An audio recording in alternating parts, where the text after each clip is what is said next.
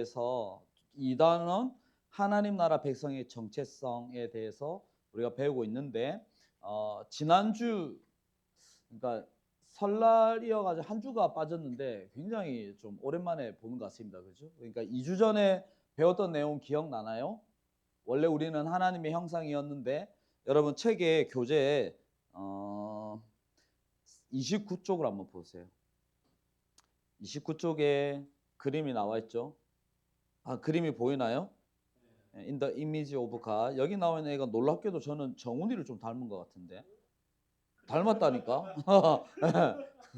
하나님의 형상으로 우리가 이렇게 지어졌고, 그래서 우리는 서로에게 에제르의 존재로, 서로 힘이 되어주는 존재로 그렇게 살아야 되는데, 오늘은 이제 딱 스포, 그 거울이 33쪽에 보면 그 거울이 어떻게 되어져 있습니까? 깨어져 있다. 그것은 이제 오늘 제목이 타락한 정체성이라고 그렇게 나와 있습니다.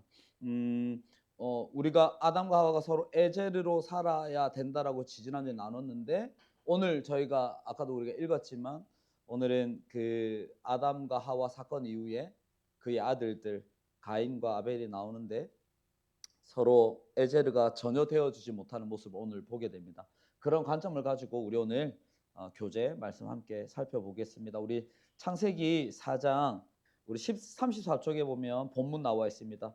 우리 그 본문을 우리 같이 한번 읽도록 하겠습니다. 4장 2절부터 제가 1절부터 읽을게요. 1절을 제가 읽고 2절은 여러분 읽고 우리 같이 읽고 15절은 다 같이 읽고 그렇게 하도록 제가 1절 먼저 읽을게요. 아담이 그의 아내 하와와 동침하매 하와가 임신하여 가인을 낳고 이르되 내가 여호와로 말미암아 득남하였다 하니라.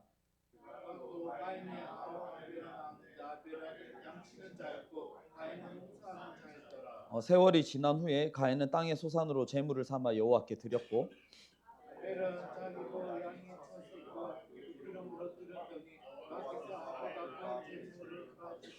가인과 그의 제물은 받지 아니하신지라. 가인이 몹시 분하여 안색이 변하니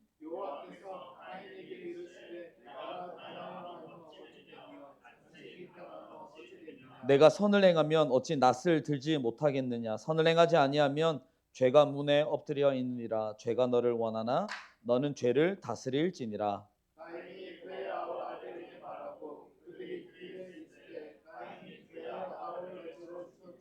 여호와께서 가인에게 이르시되 내 아우 아벨이 어디 있느냐. 그가 이르되 내가 알지 못하나이다. 내가 내 아우를 지키는 자이니까. 15절 같이 읽을게요.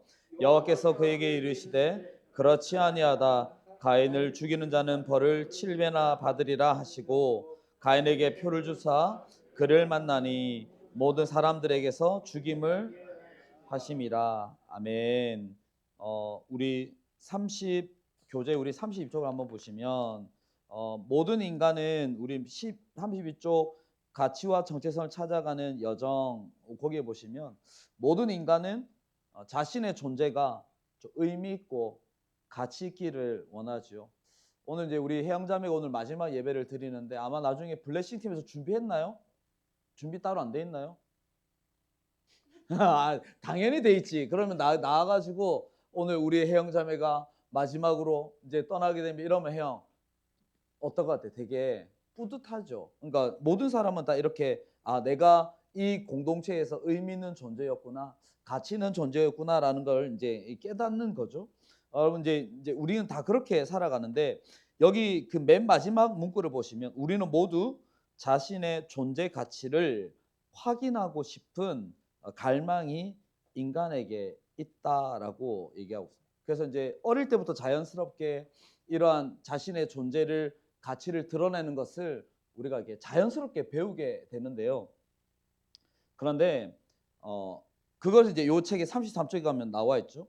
현대 사회에서 개인의 정체성은 성취와 비교를 통해서 이렇게 드러나게 된다. 이 말이 지금 우리가 살고 있는 이 세상의 세계관 가치관은 성경과 완전 다른 우리의 가치관을 우리의 정체성을 이렇게 어릴 때부터 아이들이 자연스럽게 배운다 이 말입니다. 이거 어려운 말이 아닙니다. 한번 여러분도 아마 다 그런 경험 있을 텐데 제가 첫 아이를 키우고 나중에 결혼하고 애를 놓으면 그 경험이 있습니다. 첫째 아이가 초등학교 1학년 때 조금만 할 때 학교에서 받아쓰기를 이제 했거든요. 받아쓰기 보통 몇 점 받았어요, 여러분들?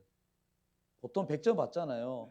이 아이가 그러니까 보세요. 부모 입장에서는 이 아이의 인생 첫 시험이야. 근데 딱 받아왔는데 받아쓰기 동그라미 10개, 100점. 너무 진짜 이게 감격스러워요. 그래가지고 막 사진 찍고 막 너무 잘해도 토닥토닥 해주니까 이 8살짜리 애가 이미 이렇게 그때부터 이 가치관이 뭐가 돼요? 아, 100점을 받아야 하는구나 라고 인식을 다 한다니까요. 그래서 제가 이제 저는 근데 너무 좋아서 이렇게 박수를 쳤는데 근데 어느 날 이제 저희 첫째가 1학년 때 우연히 이렇게 연필도 깎아주고 해야 되니까 필통을 이렇게 열었는데 뭔가 꾸깃꾸깃한 시험지가 발견을 됐습니다. 그래서 제가 그걸 이렇게 펼쳐봤더니 받아쓰기 시험지인데 제가 지금 기억이 안 난 걸 보면 별로 기억하고 싶지 않았던 것 같아요. 그러니까 많이 틀렸어요. 근데 순간 제가 너무 마음이 아팠어. 그러니까 이 조그만 녀석이 처음에 100점 맞을 때 딱 들고 왔는데 엄마 아빠가 사진 찍고 막 좋아하는 걸 보고 아, 이 100점을 맞아야 되는구나. 그래서 틀린 걸 이제 보니까 애가 아, 이걸 가져가면 엄마 아빠가 안 좋아하겠다라는 그 어린 마음에 그걸 숨기려고 이 필통에 이렇게 딱 집어넣은 제가 너무 마음이 아팠습니다. 그래서 얘를 불러가지고 이렇게 이걸 왜 여기다 집어넣니 했더니 8살짜리 여자애가 눈물을 흘리면서 엄마 아빠한테 칭찬받고 싶었어요. 제가 그 아이를 꼭 안고 아빠는 네가 어떤 점수를 받아도 상관이 없다. 멋진 아빠 아닙니까? 그렇게 안아줬단 말입니다. 근데 그 8살짜리 아이의 이 아빠의 이 말과 그 순간이 완전히 이게 강하게 감동으로 다가왔습니다. 그래가지고 그날 이후로 지금까지 우리 집의 새 아이는 점수에 연연하지 않고 있습니다. 잠깐 이게 뭔가 결론이 이상해지는데. 그런데 여러분도 한번 생각을 해보시면 어릴 때부터 여러분 학교에서 학원에서 계속 뭘로 점수로 뭔가를 이렇게 우리를 그러니까 여기 책에 나와 있는 것처럼 뭔가 성취와 비교를 통해서 아이들을 평가하고 있다 이 말입니다. 여러분 또 세대 차이 나서 너무 죄송한데 제가 이런 예를 들 때마다 뒤에 우리 두 분의 집사님이 굉장히 공감을 많이 해주셔가지고 너무 감사합니다. 여러분들은 BTS 뭐 요즘에 되게 아이돌이 많은데 우리나라의 모든 아이들의 조상님이 누군지 아세요? 서태지와 아이들하고 들어보셨나요? 제가 중학교 2학년 때 서태지가 처음 나왔는데 서태지가 3집 앨범에 발해를 꿈꾸며라는 앨범 두 번째 노래 그거 옛날에 제가 테이프로 하는데 그걸 거꾸로 뒤집어서 들으면 피가 모자라라는 뭐 이거 들어보시는지 모르겠어요. 여튼 그 교실 이데아라는 노래가 있습니다. 이데아라는 철학 용어죠. 플라톤이 이데아, 현실 세계관이 이상적인 세계라는 건데 교실 이데아라는 제목이 아마도 교실에서 가르치는 이상 뭐 그런 의미인 것 같아요. 근데 그 교실 이데아가 그 당시에 처음 발매가 됐을 때 엄청났습니다. 노래가 어떻게 시작하는지 아세요? 혹시 아시는 분? 됐어. 개사 가라가죠. 됐어. 이제 그런 가르침은 됐어. 가사 이렇게 시작을 하거든요. 그래 애들이 선생님 수업을 딱 들어왔는데 됐어. 이제 그런 가르침은 됐어. 이러면 막 너건 뭐 하시노? 막 이거 있잖아요. 막. 애들 진짜 많이 맞았습니다. 근데 그 노래의 후렴 가사를 보면 오늘 우리가 말하는 성취와 비교를 통한 정체성을 이렇게 딱 보여주고 있거든요. 한번 제가 한번 불러볼게요. 좀 더 비싼 너로 이 서태지도 저 정말 잘합니다. 근데 이 가사를 보면 뭐냐면 교실 안에서 뭘 가르치냐면 좀 더 비싼 너로 만들어주게. 너의 정체성을 내가 올려줄 텐데 네 옆에 앉아있는 그 애보다 더 다 같이 머리를 밟고 올라서도록 해. 좀 더 잘난 내가 될 수도 있어. 그리고 고등학교를 지나 대학으로 넘어가 우리 포장센터라는 거 보기 좋은 만든 걸 우리 포장지라 대학이란 포장지로 멋지게 싸버리지 이제 생각해봐. 막 이런 노래가 있습니다. 여러분 한번 들어보시고. 여튼 그 당시 90년도 1990년도 초반에 이 노래가 굉장히 화제가 됐거든요. 근데 이 노래 가사를 보면 어릴 때부터 학교에서부터 우리는 뭘 가르친다? 옆에 있는 친구는 에제리의 존재가 아니라 뭐라고요? 얘를 밟고 올라서야 네가 더 잘난 좀 더 비싼 네가 될 수 있다라고 학교 이 교육이 이 세상이 그렇게 우리를 가르치고 있다라는 거죠.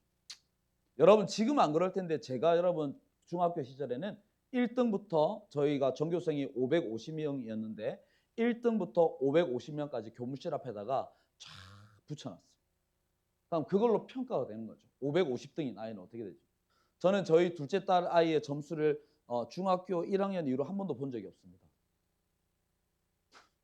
제가 요구하지 않았습니다. 신기하나요? 그래서 아빠가 이 점수를 보면 아빠의 어떤 마음이 힘드실 것 같아서 이렇게 보여주지 않고서도 안 봤습니다. 근데 요번에 남산 고등학교 전학을 이제 하게 되었는데 학생부 그 선생님께서 학생부 뭐죠? 생기부를 달라고 해가지고 제가 이제 처음으로 이 아이의 생기부를 보고 제가 조금 이렇게 아이를 사랑한 마음이 조금 줄어들었습니다. 그 생기부를. 여러분 어쨌든 이러한 현상은 그러니까 저희 아이도 보면 죄송합니다. 제가 계속 우리 아이들 얘기를 해서 그러니까 우리 둘째 정말 사랑스러운 아이인데 애가 집에서 너무 당당해요. 근데 학교만 갔다 오면 시험만 치고 오면 굉장히 주눅들어 있어. 왜 마치 자기가 다른 아이와 비교해서 뭔가 잘 못하고 있는 것 같고 막 이제 그런 마음을 막 먹고 있는. 근데 이게 학교에서만 그러는 게 아니라 자라서 사회에 나가도 똑같다라는 겁니다. 이번에는 영화 한 편을 소개해 드릴 텐데 다음 화면 한번 볼까요? 이 영화 보셨나요? 어쩔 수가 없다라는 영화 보시지 않기를 추천드립니다. 저는 엄청 기대하고 보러 갔는데 저는 코미디 영화라고 보고 갔거든요. 근데 제 특징이 영화를 보고 하면 계속 잠을 잡니다. 자다가 일어날 때마다 계속 사람이 죽는 거예요. 근데 제가 알고 있는 내용은 얼핏 이렇습니다. 이 이병헌이 여기 보시면 그림이 이병헌인데 이병헌이가 주인공인데 조경 이런 쪽에 일을 하다가 명태에 잘립니다. 잘리죠. 하여튼 그래가지고 이제 다시 이 취직을 하려고 하는데 취직이 잘 안 되는 거야. 그럼 어떻게 해야 됩니까? 근데 여기서 이제부터 이상한 발상이 나옵니다. 이병헌이가 그 주위에 자기와 관련된 업무를 하는 사람들을 검색을 해가지고 한 명씩 찾아가서 죽이는 게 이 영화의 줄거리. 되게 슬퍼요. 그러니까 우리 아까 교실 이데아처럼 이 정체성이 나를 위해서 나의 가족을 위해서라면 나와 경쟁하는 내 옆에 사람, 나와 같은 직업을 가진 사람들을 죽여도 된다라는 것을 이렇게 고발하는 그러한 영화가 이 어쩔 수가 그러니까 이 어쩔 수 없다 뭐야? 막 죽이면서 뭐래요? 어쩔 수 없다. 나를 위해서라면 이게 이제 영화의 내용입니다. 오늘 본문에도 우리 여러분 잘 알고 있지만 이러한 정체성을 가진 아마 가인도 아벨을 죽이고 어쩔 수가 없다라고 얘기했을지도 모르겠습니다. 오늘 이 가인의 살인 사건에 대해서 우리 함께 살펴보려고 합니다. 자, 우리 1번 질문. 하나님께서 아벨의 제물을 받으시고 가인의 제물을 받지 않았을 때에 가인은 어떻게 반응하고 행동했나요? 우리 요거 한번 써 주시겠습니다. 자신의 행위와 성과.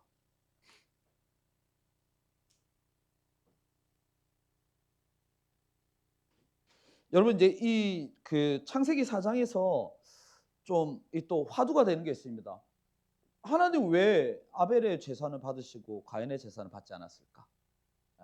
이런 것들 여러분 별로 관심이 없으신 것 같은데 사실 이거에 대한 논쟁들이 굉장히 많습니다. 아벨은 양으로 제사를 드렸고 그리고 그 가인은 비건이죠. 곡식을 드려가지고 하나님 육식을 좋아하시더니 말도 안 되는 이런 논쟁이 있어요 실제로.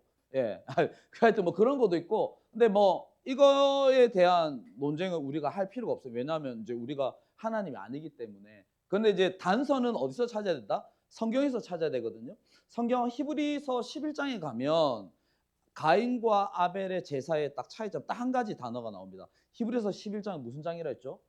믿음장. 아벨은 믿음으로 드렸다. 이제 추측을 하는 거야. 아마도 가인은 믿음 없이 형식으로 드렸을 수도 있고 아벨은 믿음으로 하나님께 제사를 드렸다. 제가 보니까 이 자리에 가인 같은 분도 계시고 아벨 같은 분도 계십니다. 여러분 하나님은 우리의 예배를 뭘로 받으신다? 우리의 믿음을 받으신다. 여러분 아벨처럼 믿음으로 예배하는 우리 청년들 되기를 부탁드리면서 여튼 결과론적으로 하나님 아벨의 제사는 받고 가인의 제사 받지 않았어요. 자, 그러면 이제부터 문제가 생깁니다. 자, 그럼 여러분이 가인이라고 생각을 해봐요. 하나님 내 제사를 안 받으셨어. 그럼 어떻게 해야 됩니까? 하나님께 찾아가서 제가 뭐가 문제인가요? 그럼 너 믿음 없음. 그러면 그렇군요. 그럼 제가 믿음으로 드리겠습니다. 이게 이제 뭐랄까 이렇게 바른 이렇게 행동 드릴 수 있는데 오늘 본문에서 가인의 행동을 보시면 이제 굉장히 다릅니다. 우리 아까 읽었잖아요. 그죠? 받으셨으나 가인과 그의 5절에 보시면 그의 재물 받지 않았다. 그 다음에 가인이 몹시 분하여 안색이 변했다. 왜 그랬을까요, 가인이? 그러니까 저는 이 가인이요 지금 일어나고 있는 현상, 사장에서 말하는 이 현상을 굉장히 확대 해석한 거예요. 그냥 믿음으로 드리지 못한 부분에 그러니까 이건 저의 추측입니다. 하나님께서 가인 너 그렇게 예배하면 안 돼라는 거 알려주시려고 했는데 가인이 어떻게 반응하냐면 와 하나님 완전 나를 버리시네. 하나님 완전 나를 그냥 인간 쓰레기 취급하시네 라고 이렇게 확대 해석한다. 여러분 그럴 때 있잖아요. 여러분 친구나 주변 사람들 한마디 들었을 때 막 뭐 예를 들면 야 오늘 너 되게 피곤해 보여. 그냥 피곤해 보여서 피곤했다고 했는데 막 있잖아요.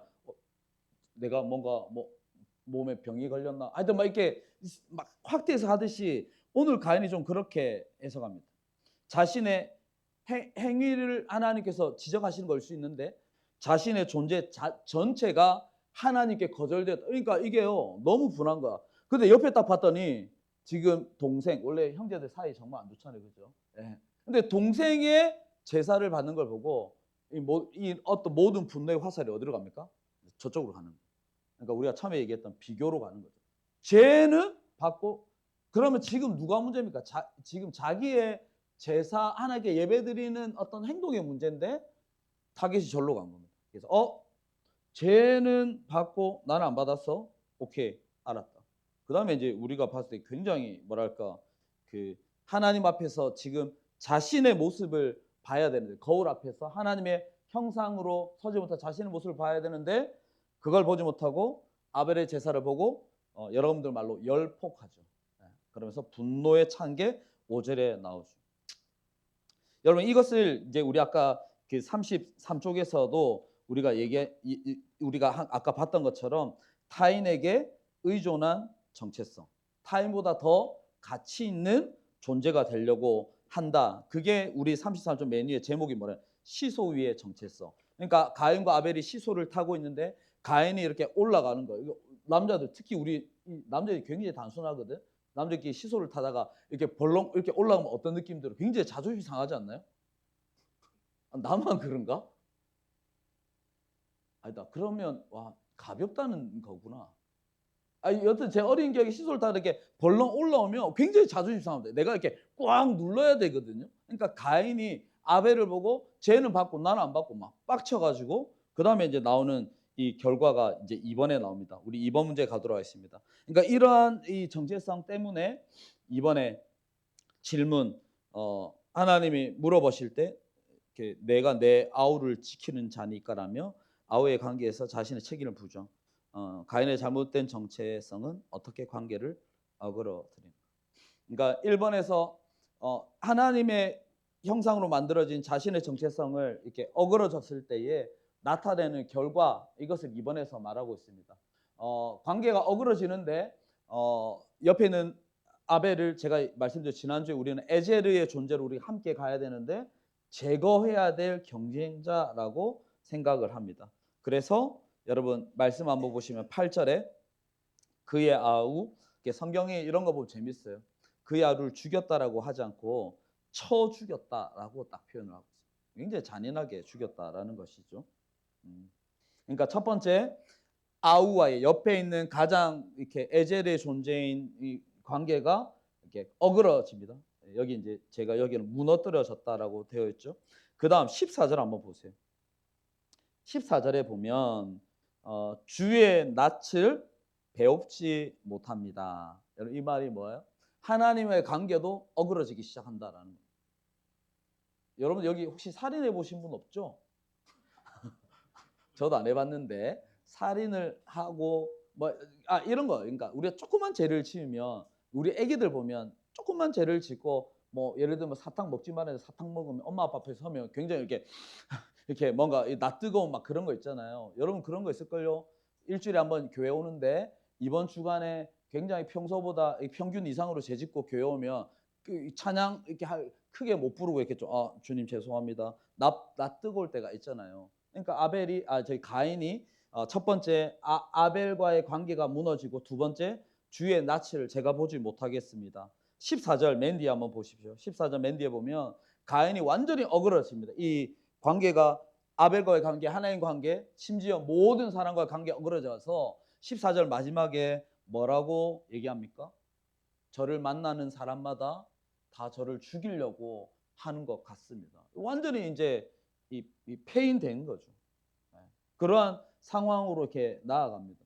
잘못된 이 정체성을 가진 가인은요, 아벨을 죽였죠. 하나님 앞에 당당히 서지 못하죠. 그리고 세상을 향한 이 두려움, 그러니까 만나는 사람마다 자기를 죽일 것 같은 이런 이제 두려움들이 확 오면서 완전히 망가집니다. 여러분, 가인이 되게 보면 지금 불쌍한 거예요. 처음에 그 제사를 받지 않았을 때 하나님 앞에서 자신의 잘못을 인정하면 그냥 딱 끝나는 거일 수도 있는데 그것이 딱 하나가 틀어지면서 지금 결론적으로 완전히 세상과 단절. 그러잖아요. 지금 못 나가는 거. 나가면 죽는 거야. 사람들이 쳐다보면 나를 다 죽이려고 하는 것 같아. 지금 완전히 이렇게 망가져 있다라는 겁니다. 동생을 죽였고 지금 자기도 죽을 지경에 이르게 되었다라는 것입니다. 여러분들 이제 모든 성경은 반전이 있는데 오늘 이 본문에도 반전이 있습니다. 3번 우리 문제 보겠습니다. 하나님이 베푸신 은혜, 하나님의 표.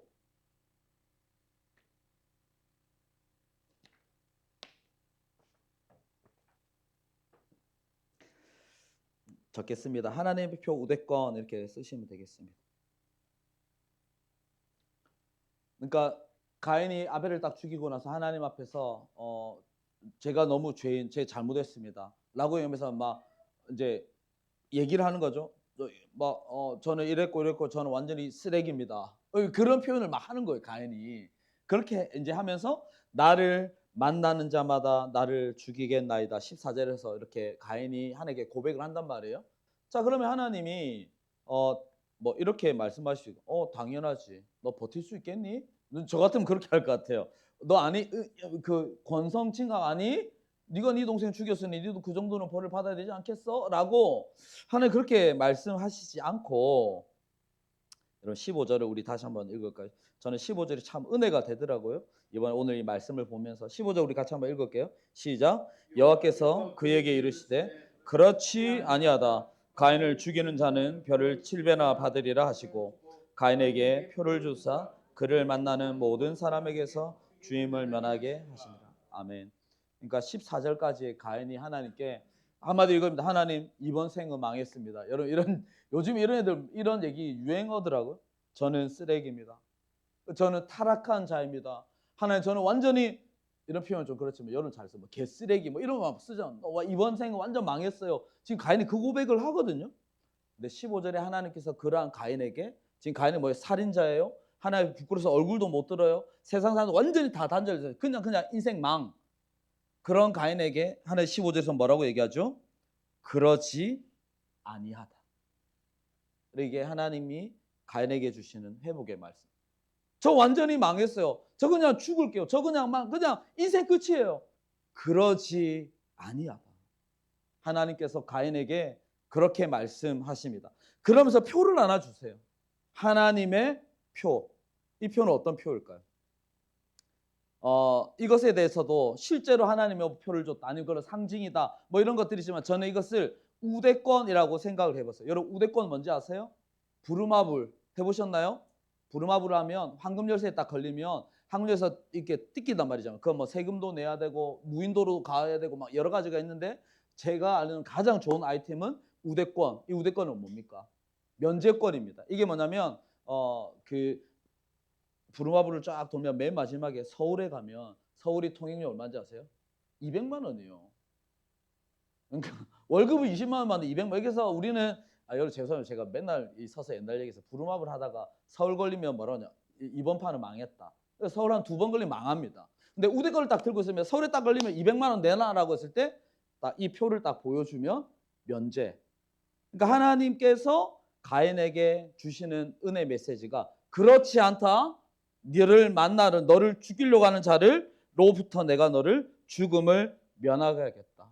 너에게 우대권을 주겠다라고 하나님께서 이러한 표를 가인에게 주셨습니다. 그러니까 표가 진짜 우대권처럼 카드처럼 주셨을 수도 있겠고, 근데 제가 이 표를 가지고 고민을 해봤거든요.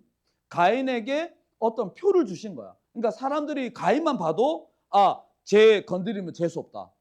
쟤 건드리면 우리가 죽는다라는 것을 뭔가 표가 있는 거야.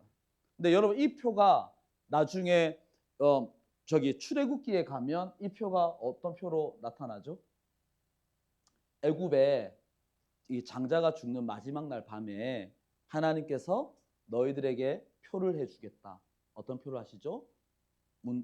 문설주에 어린 양의 표를 바른다. 그러면 그 표가 된 것에 이 죽음의 사자가 지나가면서 그 표가 된 것을 어떻게 가죠? 넘어가죠. 그래서 그 넘어간다 한자로 유월한다. 그래서 유월절이 그날이 유월절이 되는 겁니다. 오케이? 반응 오늘 너무 좋았어. 근데 이 유월절 그 바른 이 피가 나중에 신약으로 복음서로 오면 이게 어디로 됩니까? 십자가의 보혈의 피로 이어진다 이 말입니다. 이 말이 뭐냐면 우리가 예수님께서요 이 땅에 딱 오셔가지고 와 인간은 안 되겠다 내가 십자가에 죽게 이 말이 아니라 가인 때부터 가인의 이 표를 주신 하나님께서 출애굽으로 복음서로 이게 이어져 온다라는 것입니다, 여러분. 저는 그래서 이 하나님께서 그러지 아니하다. 가인 너는 쓰레기가 아니다. 너는 망하지 않았다. 내가 너에게 표를 해줄게. 그러니까 하나님의 은혜가 이 15절에 기록되어져 있는 것이죠. 사랑하는 우리 청년 여러분, 십자가의 은혜는 이 창세기 때부터 창조 때부터 하나님께서 작정하신 은혜입니다. 저는 바라기는 여러분 중에도 그런 생각 가진 사람들 있지 않나요? 이번 생은 망한 것 같아.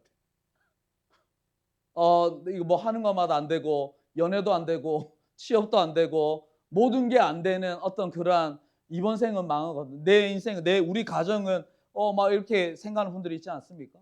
하나님께서 여러분들에게 말씀하시는 뭐라고요? 그러지 아니하다. 여러분 예배를 통해서 예배 가운데 말씀을 통해서 너는 그렇지 아니하다. 내가 너에게 이 표를 주겠다 말씀하시는 하나님의 음성을 듣고 깨닫는 우리 청년들이 되기를 축복합니다. 자, 우리 35페이지 요것만 보고 이제 말씀 마칩니다. 35페이지 제가 줄을 한번 꺼 볼까요? 두 번째 단락 한, 둘, 셋, 넷, 다 일곱 번째 줄 맨 위에서부터 일곱 번째 줄 그리스도 안에서부터 한번 쭉 꺼 보겠습니다. 오늘 이렇게 잘 정리되어 있습니다. 그리스도 안에서 나의 가치는 더 이상 나의 행위가 아닌 그리스도께서 나를 위해 하신 일에 달려 있습니다. 그리스도께서 나를 위해 하신 일이 뭐죠? 십자가의 표, 어린 양의 표를 우리에게 주신 것입니다. 그래서 잘했을 때도 교만하지 않고 실패했을 때도 낙심 속에 주저하지 않습니다. 저는 이 말이요. 저는 개인적으로 너무 은혜가 되었습니다.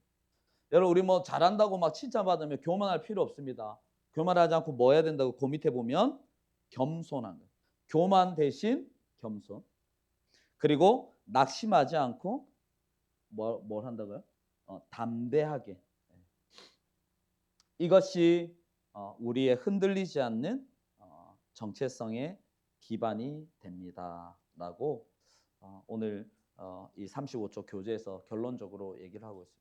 그러니까 가인은 이 정체성이 하나님 앞에서 자신의 정체를 둔 것이 아니라 자신의 행동, 옆 사람과의 비교 이런 것들을 통해서 완전히 깨어지면서 완전히 나락으로 떨어졌지 않습니까? 그 나락 가운데 하나님께서 그렇지 않다라고 다시 한번 은혜를 부어주신 게 오늘 내용의 전부인데요. 저는요 교만하지 않고 겸손하고 그리고 낙심하지 않고 담대했던 이러한 정체성을 가진 한 사람을 소개하고 이제 오늘 말씀을 마무리하겠습니다. 제가요 어제 우리 임리더들하고 식사하면서 제가 뭐 얘기를 많이 하는데 제가 스포츠를 굉장히 사랑하는 사람입니다. 그래서 동계올림픽 이런 것도 제가 또 다 챙겨봅니다. 직접을 못 보더라도 또 이 스포츠인으로서 이번 동계올림픽 중에 가장 뜬 인물이 누구일까요? 맞추는 분에게 다음 주 우리 요거 블레싱 제가 선물을 주도록 하겠습니다. 빨리 맞춰보세요. 누구죠? 최고 누구죠? 다음 주에 제가 최가온이 그럼 최가온에 대해서 잠깐 설명을 좀 해줄래? 아 내가 할게 알겠어 내가 할게. 그 최가온이가 굉장히 감동적이에요. 그 보신 분도 알겠지만 최가온이가 17살인가 그렇거든요. 18살 굉장히 어린 친구인데 이 친구 어? 고등학생이야. 우리 딸이랑 동갑 첫째 딸이랑. 제 첫째 딸 옆에 있었거든요. 쟤는 금메달 땄는데 너는 여기서 뭐 하냐? 그림 한번 보여주실래요? 최가온이라는 애가 오른쪽에 있는 애가 최가온입니다. 얘가 스키를 이제 스노보드를 타고 막 몇 바퀴 도는 이런 거거든요. 1차 시기에 돌다가 그 이렇게 뾰족한 거 아니에요. 이게 굉장히 단단한데 꽝 부딪히면서 이렇게 쓰러집니다. 그래가지고 이제 오늘 이번 올림픽은 안 되겠구나 생각을 했는데 2차 시기에 나와서 또 하거든요. 또 이렇게 쓰러져. 근데 마지막 세 번째 슉슉 해가지고 17살짜리가 금메달을 땄다. 근데 오늘의 주인공은 최가온이 아니라 저기 옆에서 저렇게 더 금메달 딴 것처럼 웃고 있는 클로이 김이라는 사람입니다. 저는 저 장면을 보면서 쟤 뭐지? 저 표정 보세요. 진짜 기뻐하거든요. 근데 이 클로이 김이 누구냐면 제가 전혀 보니까 처음 보는 것 같은데 클로이 김은 어렸을 적에 한국에 있다가 이민을 간 그래서 미국의 국적을 가지고 있는 친구인데 그러니까 저랑 같은 김씨죠. 클로이 김인데 이 친구가 쉽게 말씀드리면 미국의 김연아 같은 존재. 오케이? 그러니까 굉장히 어릴 때부터 스노보드로 이렇게 금메달을 따가지고 평창, 북경 올해 이제 세 번째 이 평창과 북경, 베이징에서 동계올림픽 스노보드 금메달 내가 이 얘기를 왜 이렇게 길게 하고 있지? 하여튼 대단한 사람입니다. 그런데 이 클로이 김이 어릴 때 이 메달을 따고 나서 너무 많은 것을 이렇게 스포트라이트를 받다 보니까 조금 멘붕이 옵니다. 그래서 신경과 치료도 받고 하여튼 막 공황 장애도 오고 막 그럽니다. 그러다가 치료를 받고 하면서 이제 회복을 해서 올해 동계올림픽 중에 몇 손가락 안에 드는 중요한 인물. 그러니까 미국에서 굉장히 주목했어요. 과연 스노보드 3연패를 할 것인가. 그래서 이제 이 올림픽에 참여를 했는데 맨 마지막에 최가온이가 90점을 받고 기다리고 있고 마지막으로 클로이 김이 스노보드를 탑니다. 스노보드를 타는데 최가온보다 좀 더 잘하면 제가 금메달을 받는 거죠. 그래가지고 마지막 쫙 타는데 쫙 돌다가 넘어져요. 그러니까 이렇게 넘어지면 경기가 끝납니다. 그러니까 점수가 안 나온단 말이죠. 그때 최가온이가 금메달이 확정이 돼서 막 이러고 엄마 찾고 막 그러니까 애니까 엄마 찾고 있는데 전 되게 감동이 많아요. 그때 저 클로이 김이 뛰어와서 최가온을요 뜨겁게 안아주면서 누구보다 기뻐해 주더라고요. 저희는 그렇게 안 배웠잖아요. 우리는 옆에 있는 애를 밟고 올라서서 1등을 해야 되는데 이 클로이 김이 최가온을 이렇게 막 안아주는 걸 제가 보면서 쟤 뭐지? 제가 또 이 직업병을 쟤는 어떤 세계관을 갖고 있는 걸까? 그래서 제가 검색을 해봤습니다. 봤더니 비하인드 스토리가 많아요. 최가온이라는 우리 한국의 저 여자애가 작년에 허리가 다쳐 수술을 받거든요. 1년 동안 수술을 받게 되는데 그 의사를 소개시켜준 사람이 클로이 김. 그러니까 아주 오래전부터 어릴 때부터 최가온을 굉장히 많이 옆에서 도와줬다고 하더라고요. 그리고 나서 그 어린 최가온이가 금메달을 받을 때 더 기뻐하는 모습을 저렇게 있는데 그러고 나서 미국 인터뷰를 해온 게 저 인터뷰 딴 게 제가 오늘 이 얘기라고 지금 굉장히 길게 얘기했는데 클로이 김이 이제 저 인터뷰를 딴 겁니다. 오늘 그녀와 경쟁할 수 있어서 나는 큰 영광이었다. 그래서 뭐라고 하냐면 이제 물어보잖아요. 은메달 딴 거 아쉽지 않습니까? 여러분 우리나라 선수들 한번 생각해보세요. 올림픽 때 은메달 따서 울고 있어. 금메달을 따야 국민들한테 욕을 하나도 먹는데. 근데 클로이 김이 저는 그저 스노우보드를 타러 왔을 뿐이고 타다가 메달을 받으면 좋아. 하지만 여기서부터 중요합니다. 여러분이 이거 꼭 이 문구를 기억하세요. 저의 우선순위는 언제나 어떤 상황에 놓였든 내 순간에 내가 할 수 있는 최선을 다하는 것이다. 오늘 나는 그것을 해냈고 싸웠고 버텼기 때문에 나는 2인자가 아니라 저는 이미 승자이다. 이거 어디서 봤어?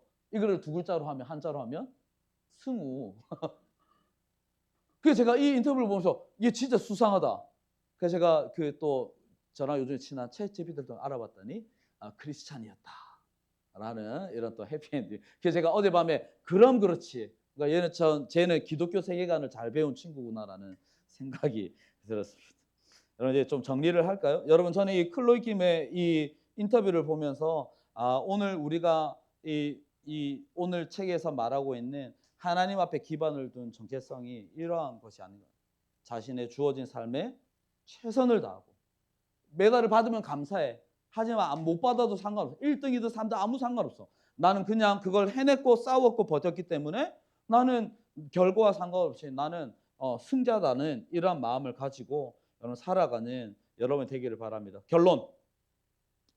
여러분 삶으로 살아가는 세계가 오늘 말씀의 결론입니다. 우리는 성과. 이 세상이 그렇게 딱 지금 틀이 정해져 있어요. 오늘 제가 여러분 성과 괜찮고 하나님 앞에서 했는데 내일 출근하면 바로 이거 왜 이래? 숫자로 판단하는 게 이 세상 가운데 살아가고 있지만 여러분 클로이김이 뭐라고 버텼다. 여러분 버텨내셔야 돼요. 버텨내시고 그런 성과가 아니라 여러분의 어떤 고가로 여러분의 이 정체성을 점수를 매길 수 없다. 우리 하나님 앞에서 하나님의 그 은혜에 너는 그러지 아니하다 말씀하시는 그 하나님의 은혜에 딱 기반을 두고 여러분 막 옆에서 너 너무 잘해 라고 막 박수 쳐줄 때 교만할 필요 없어요. 왜? 나는 그것이 중요한 것이 하나님의 은혜 안에 서 있기 때문에 겸손할 수 있는 거죠. 그리고 그렇기 때문에 욕을 얻어먹고 뭐 요즘에도 힘드나요? 지금 들어간 지 얼마 안 돼가지고 굉장히 힘든 나날을 보내. 이거 뭐 하는 거야? 이거밖에 못 하는 거야? 해도 낙심하지 않아도 돼. 낙심하지 않고 이렇게 담대하게 살아갈 수 있습니다. 여러분 그래서 주눅 들지 말고 우리의 기반을 십자가의 은혜에 두고 이 땅에서 겸손하고 담대하게 살아가는 우리 이 청년부 여러분 되기를 예수님 여러분 축복합니다. 제가 한번 기도하겠습니다. 우리 시간이 지금 많이 지나가지고 오늘은 찬양